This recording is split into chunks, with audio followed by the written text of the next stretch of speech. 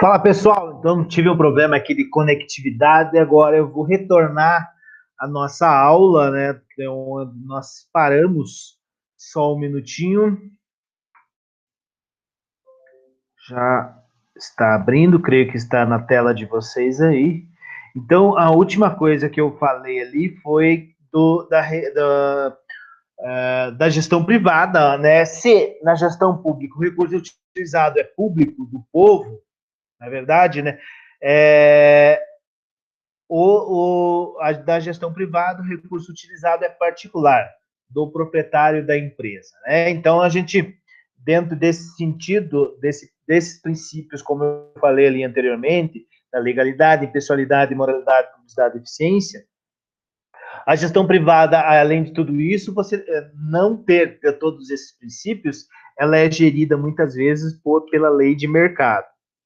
E o recurso público é utilizado para o povo, então você tem que, nós, como sociedade, como povo, né, nós temos não digo deveres, mas nós temos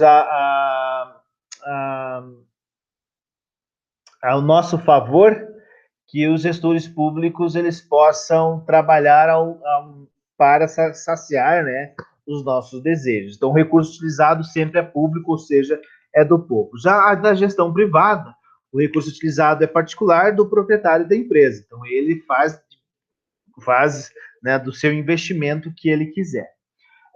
O recurso deve ser empregado para o bem-estar da coletividade, então, como a gente sempre mencionou isso, né, a coletividade deve estar em primeiro plano, não eu como individual, mas sim a sociedade, a coletividade inteira.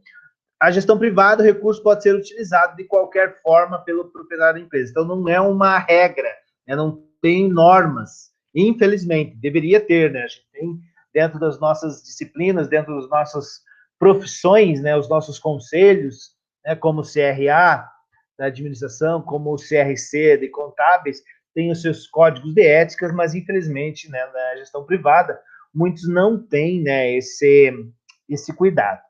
E é necessário prestar contas para a coletividade na gestão pública. Já da gestão privada, não precisa prestar contas para a coletividade, somente o sócio da empresa. Então, os gestores, né, o funcionalismo, tudo em geral, ele sempre tem que ter, principalmente a gente já falou ali em slides anteriores, no portal da transparência, esse é um dos exemplos que a gente pode dar aí nesse sentido.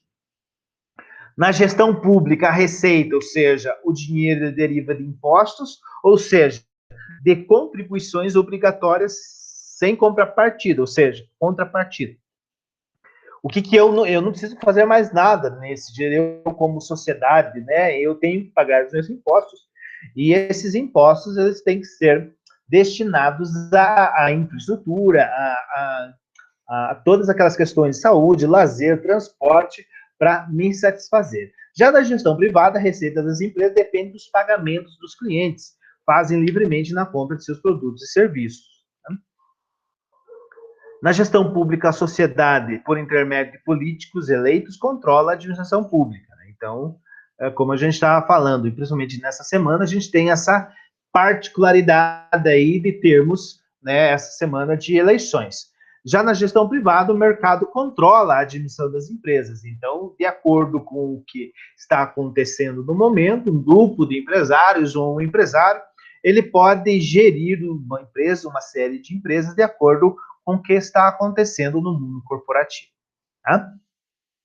Ao longo do tempo, a gestão pública tem procurado adotar práticas que contribuam com a melhoria de formulação e implementação de políticas públicas adotadas pelo Estado. Né? Então, até em aulas anteriores, a gente falando com alguns alunos aí, né, de particular, principalmente sobre lei de responsabilidade fiscal, tem muitos aí, principalmente na área de contábeis aí, que trabalha no serviço público, né? A gente estava até comentando sobre essas questões da gestão pública, contribuir para o dia a dia do cenário público, porque é preciso, né?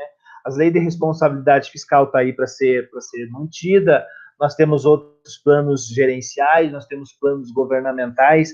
Agora, por exemplo, né, nós estamos nesse momento de eleições.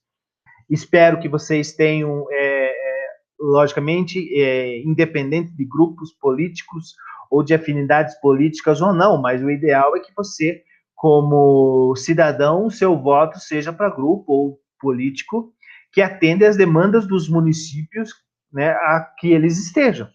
Porque cada município tem uma particularidade. Pitanga tem uma particularidade que Ivaiporã não tem, que Guarapuava não tem, e assim por diante. A discussão sobre a gestão pública percorre o contexto geral em que se insere o país e a sociedade em questão, bem como o tipo de desenvolvimento pretendido, o modelo de Estado que se quer, papéis e funções a desempenhar, e as estratégias e planos para tais implementação. Então, essa questão da gestão pública, né, num contexto geral, ele se insere também em parte do desenvolvimento dentro do Estado, dentro do município. Por quê? Cada vez mais nós precisamos que desenvolver os nossos municípios, as nossas regiões. Não é crescimento, né? Eu sou economista, a gente fala que quando a gente fala em desenvolvimento é diferente de crescimento. Às vezes crescimento se cresce desenfreadamente e o resultado final não sai de acordo com o que eles querem, né, ou com o que a população quer. Agora, você pode desenvolver, desculpa, desenvolver menos escalas do que o crescimento. Né? É um exemplo prático, né, muitas vezes. Às vezes o cidadão ele tem um salário de 10 mil reais, mas ele tem mais dívidas que um de que ganha 3 mil reais, por exemplo. Porque esse de 3 mil reais ele consegue gerir, então ele desenvolve, então não é o crescimento, às vezes, de salário, crescimento de números, muitas vezes, que vai dar uma eficiência ou ser eficaz em qualquer tipo de gestão pública ou não. Então, mais ou menos nesse sentido. Aqui a discussão sobre a gestão pública percorre as transformações ocorridas no contexto mundial, as quais foram responsáveis por mudanças profundas e interligadas que envolveram concepções políticas, ideológicas e econômicas. Vejam, hoje nós é 9 de novembro, mas vocês possivelmente, muitos viram o que ocorreu nos Estados Unidos nesses últimos dias, né? Concepções políticas dos patriotas com os democratas, ideológicas, com ideologia de gênero, de raça e tudo mais, que o Trump é de um tipo e o Biden é de outro, e, logicamente, econômicas.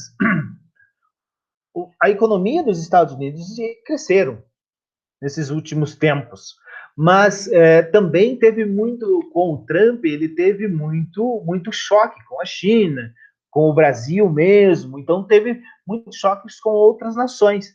Então, vejam, nessas últimas eleições, talvez, ainda não está totalmente decidida, né, porque ainda tem umas coisas legais aí dentro da política, da justiça americana, nesse sentido eleitoral, mas tem essas diferenças do Biden e do Trump, que é mais ou menos essa discussão do contexto mundial, principalmente agora, Covid, muitos atribuem à China, que foi muitos têm essa teoria da conspiração, né, que foi desenvolvido esse vírus em laboratório e tudo mais. Então, são coisas que, você queira ou não, a gente está, como sociedade, como cidadãos comuns, nós estamos à mercê dessas práticas políticas, ideológicas e econômicas. Esse cenário, marcado também pela competitividade, pelo desenvolvimento tecnológico acelerado, pelo avanço da informatização e dos meios de comunicação, provocou processo de reestruturação e, em consequência, mudanças inevitáveis nas organizações privadas e públicas.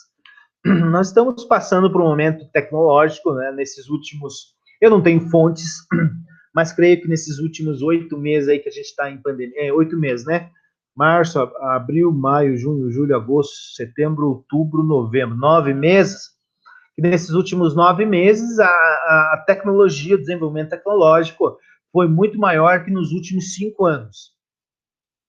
E as organizações privadas e tanto públicas também têm que se habituar a esse cenário, né? Os meios de comunicação, a informatização, Vemos agora, por exemplo, no aspecto da saúde, tivemos aí a telemedicina, que foi muito questionada em épocas passadas e agora é uma realidade. Então, essas startups com relação à Covid, né, a nossa Fiocruz aqui, por exemplo, ela está desenvolvendo, ela é parceira e desenvolvendo vacinas. Então, veja, esse cenário da competitividade também, quando a gente fala em gestão pública, tem a sua competitividade. Assim, por exemplo, até dentro das nossas cidades, por que uma empresa se instala em uma cidade e na outra não? A Ambev da vida já era para estar aqui na nossa região e foi para Ponta Grossa. Por quê? Porque, infelizmente, também tem essas questões de competitividade política nesse sentido. Se a classe política, né, dos nossos governantes da nossa região, infelizmente, não conseguiu atrair, não consegue atrair, não só por isso, mas por várias coisas, né, talvez grandes indústrias, grandes empresas para aqui a nossa região. Dessa forma, tem-se assistido a uma revisão de estrutura no processo da cultura das organizações, especificamente no que se refere às organizações públicas. Essas revisões estão vinculadas à reforma do Estado, um conjunto de medidas que busca rever o papel do Estado e suas formas de atuação. Ou seja, cada vez mais nós estamos, sempre ouvimos falar sobre reforma tributária, reforma trabalhista, reforma salarial, reforma da saúde. Por quê? Porque muitos dos nossos leis, né, muitos a nossa Constituição, por exemplo, é de 1988. Então, veja, são 32 anos e de lá para cá muitas coisas mudaram. Como ali no parágrafo anterior, a competitividade, o desenvolvimento tecnológico, ele acelera muitas coisas. E dessa forma também, as nossas estruturas, elas têm que estar a par disso, elas têm que estar caminhando rente a isso. Por quê? Porque o Estado, ele desenvolve o seu papel. Então, nós percebemos na saúde, né, quem precisa nesses últimos tempos, uma melhor, pelo menos aqui em Guarapuava, não sei como é em Ivaiporã e Pitanga, aqui uma melhor atendimento com senhas, por exemplo, né, com, com prioridades de atendimento mais comprovadas. Então, sim, tem vários exemplos que no dia a dia os nossos gestores públicos e o papel do Estado que faça atuem dessa forma um pouco mais organizados. Aqui eu vou só mostrar rapidamente para vocês modelos de gestões, por exemplo, de gestão pública patrimonialista, modelo vigente antes do desenvolvimento do capitalismo. O que no patrimonialismo, o aparelho do Estado funciona como uma extensão do poder soberano e os seus auxiliares, servidores, possuem status de nobreza real. A república não é diferenciada da privada. A corrupção e o nepotismo são inerentes a esse tipo de gestão. Então, isso aqui a gente está falando sobre mais a parte de monarquia, muitas vezes. Tem aqui ainda, né, no mundo atual, né, a gente tem alguns estados soberanos nesse sentido, mas com a corrupção e o nepotismo, ou seja, a questão de hierarquia, morre um pai, quem sucede é o filho que vai governar, então não tem um espírito democrático, então esse tipo é o patrimonialista, né? Essa um pouquinho mais antigo, mas que tem reflexos até hoje, né, em alguns, principalmente na Ásia, alguns aspectos, alguma região ali da África, muito vigente essa questão da gestão pública patrimonialista. Daí temos a gestão pública burocrática, né, foi implantada nos países europeus, caracteriza pela regulamentação e padronização de procedimentos. Quem teve filosofia aí, né, que viu ali o Weber, né, ele foi quem idealizou mais ou menos, né, essa burocracia, um significado de sistemas sociais ao desenvolvimento capitalista, erigiu a burocracia como sendo uma evolução positiva da gestão pública, os seus atores são regidos por regras, por regimentos, por regulamentos, a documentação, a hierarquia. Então, ainda, né, nós temos, por mais que nós não achamos interessante, né? Porque muitos de nós trabalhamos em empresas privadas, a gente sabe que empresas privadas têm como é que eu posso falar, um atendimento um pouco mais personalizado, mais rápido. O objetivo das empresas privadas são resolver problemas pontuais para que o cidadão, o consumidor, ele volta até sua empresa. Ainda na gestão pública é um pouco mais enraizada nesse sentido, né? Ele é um pouquinho mais engessada nessa questão de atendimento, né? Os serviços eram, o Estado limita-se a manter a ordem e administrar a justiça, a garantir os contratos e a propriedade, por exemplo, ali como está escrito. Então, tem essa parte burocrática, mas lógico, né? Tem as suas particularidades, as disfunções de burocracias, né? O que muitas vezes impede o crescimento da máquina pública, impede o crescimento do gestor público nas graças da população, muitas vezes o excesso de regras, o formalismo exagerado, então tem que ser daquele jeito, não pode ser flexível, muitas vezes o individualismo, o excesso de hierarquia, então tem poderes, né? Você chega ali numa determinada pessoa, até chegar a quem precisa dar um ok, demora, foco nos processos e no resultado, então eu preciso fazer as coisas certas, mas não me interessa nos resultados, então é ser eficiente, lembra lá, quando você tem foco nos processos, ou seja, nos meios, e não nos resultados, isso quer dizer o quê? Que você é eficiente, mas não é eficaz no resultado final. Muitas vezes gestão voltada para si própria, grupos de pressão, ou seja, tem determinados grupos que eu vou favorecer e outros não, o mecanicismo, ou seja, todas as coisas, quem assistiu aí a os tempos modernos, Charles Chaplin, né, onde ele fazia, né, essa imersão, a Revolução Industrial lá de 29, 30 e por aí vai, que ele mostrava que o operário só sabia fazer um tipo de movimento, né? Tanto que ele apertava, apertava, apertava, e daí se ia para casa tudo mexendo ali depois, né? Então, esse mecanicismo, essa coisa que você entra na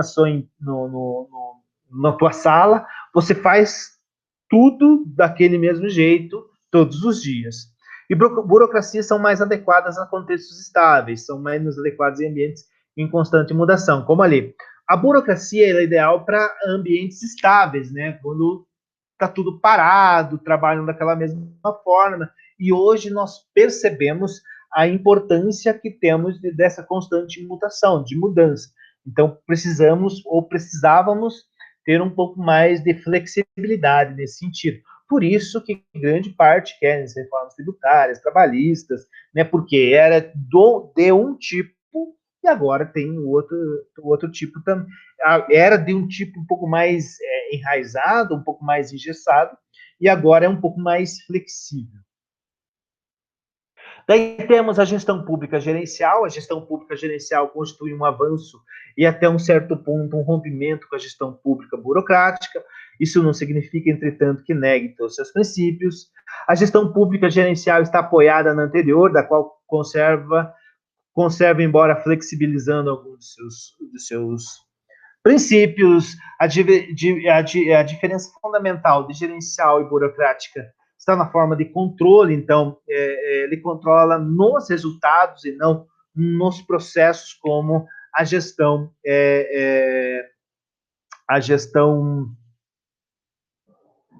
burocrática. A gestão pública gerencial, a estratégia volta-se para a definição precisa dos objetivos que o administrador público deverá atingir em sua unidade. Então, percebam, já tem eficácia no resultado, o foco já é o resultado. Para a garantia da autonomia do administrador na gestão de recursos humanos, materiais e financeiros que lhe forem colocados à disposição para que possa atingir os objetivos contratados. Então, você tem como autonomia, né, em cima das pessoas, dos materiais e das finanças para atingir esses objetivos. E para o controle ou cobrança posterior, ou seja, depois do resultado, no plano de estrutura organizacional, a descentralização e a redução dos níveis hierárquicos tornam essenciais. Se na burocrática você tinha uma hierarquia, agora a gente começa a trabalhar com a descentralização e redução dos níveis hierárquicos. Enquanto lá na burocracia você tinha uma gestão verticalizada, ou seja, de cima para baixo, agora começa a ser, logicamente, que tem alguns níveis de hierarquia, mas já começa a trabalhar em níveis, a gente fala, de gestão horizontalizada, ou seja, né, juntos no mesmo plano. A inspiração, né, da gestão pública gerencial, ela se inspira na gestão de empresas, mas não pode ser confundida. Enquanto na gestão de empresa está voltado para o lucro, como a gente já falou, a gestão pública gerencial está diretamente voltado ao interesse público. A gestão pública vê o cidadão como contribuinte de impostos e como cliente do seu serviço, então não é somente pagador de impostos. Os resultados da ação do Estado são considerados bons, não porque os processos administrativos estão sob controle e são seguros, mas porque as necessidades do cidadão cliente estão sendo atingidas. Então, não é o processo, mas sim o resultado que está dando aos contribuintes. Então, por exemplo, aqui eu tenho a minha rua asfaltada, eu tenho a minha rua iluminada, eu tenho o meu lazer garantido, tenho uma praça, eu tenho segurança. Então, essa parte sai um pouco do processo administrativo e vai de encontro à necessidade do cidadão cliente, como eu, por exemplo, que possa ser atendido. A eficiência e a qualidade vêm sendo considerados como valores principais da prestação de serviço público. Este modelo, né, o modelo gerencial, ele tem os princípios de flexibilidade, criatividade, multiplicidade, qualidade, participação e controle de resultados, descentralização e horizontalização das estruturas de organização em rede. Aquilo que eu estava falando. Cada vez mais nós, na gestão pública, né, nós temos que tirar um pouco esse gesso e temos que ser flexíveis, logicamente, temos que ter a criatividade, a qualidade, principalmente a participação e o controle dos resultados, muitas vezes financeiros, ou principalmente qual que é o principal resultado da gestão pública, é atender de maneira satisfatória a sociedade, né, a população em si. O paradigma da gerencial é fundamentado nos princípios da confiança e descentralização, como nós falamos. A ideologia do formalismo e do rigor técnico da burocracia tradicional, então ela é contrária, né, à burocracia tradicional. Avaliação sistemática, a recompensa pelo desempenho, a capacitação permanente são características dessa gestão. O princípio da orientação para o cidadão cliente, do controle por resultados e da competição administrada. E como que o gestor público, todo esse cenário, né, de gestão burocrática, de gestão gerencial, como que ele está diante desse contexto com todas essas mudanças, né, corporativas que elas influenciam direta e indiretamente na gestão pública muitas vezes. Então, como parte desse contexto de mudanças organizacionais, destaque-se a figura do gestor que assume o papel primordial nos processos. Porque é por ser o intermédio que a mudança é promovida na organização, criando novos valores, porque são as práticas gerenciais que concretizam, por meio de decisões e ações, a transformação da realidade e o alcance de suas metas. O gerente tem o papel de catalisar potenciais e favorecer a disponibilização de conhecimento da equipe em prol dos objetivos organizacionais, né? Então, nós temos essa questão. Então, precisamos salientar também a vivência de tudo isso do gestor e padrões de relacionamento e de poder, os vínculos, fidelidades, compromissos e o perfil profissional do gestor público que passam a ser questionados nesse sentido. Então, nós saímos, né, como a gente falou, de um poder público, de uma gestão pública burocrática, formalizada, com hierarquia, com um modelo de gestão verticalizado de cima para baixo, para o quê? Para uma horizontalização, quebrando um pouco de paradigmas, qualificando as pessoas que estão ao nosso lado, os nossos gerentes, praticando isso nas organizações públicas. Beleza, meus queridos? Então, eu agradeço aí agora, né, a vocês. Está aí, então, esse vídeo, conforme todos sabem, como eu trabalho. Estou aqui à disposição de vocês aí no grupo do WhatsApp, então estou mandando esse link. Lembrando que eu tive um problema aí de conectividade, estou roubando uma parte do vídeo, uma parte 1 do vídeo, uma parte 2 do linkzinho, para que vocês possam estar visualizando esta aula, juntamente com o material em PDF e o material complementar também, beleza? Estou à disposição, qualquer dúvida, estou por aqui no grupo do WhatsApp de vocês. Um grande abraço e até mais tarde.